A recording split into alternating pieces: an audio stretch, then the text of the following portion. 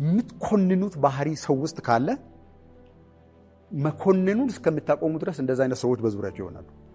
በጋብቻ መልክ ሊሆን ይችላል። አሁንም እንዴት ሰው እንደዚህ ያደርጋል? ይሄን እኔ በተደጋጋሚ አይቻለሁ በህይወቴ ውስጥ። እንዴት ሰው እንደዚህ ያደርጋል የምትሉት የምትኮንኑት የወደ ባህሪ ካለ አንደኛው ሲሄድ ሌላ ይመጣል።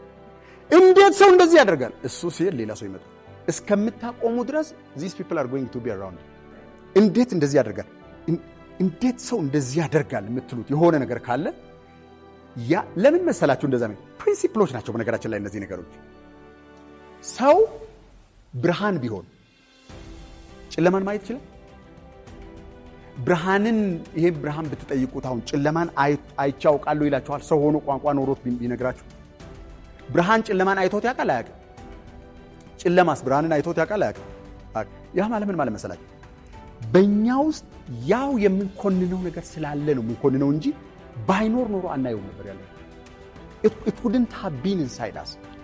ያለው የለየነው ኤክስፔሪየንሱ ምን እንደሚመስል ስለምናውቅ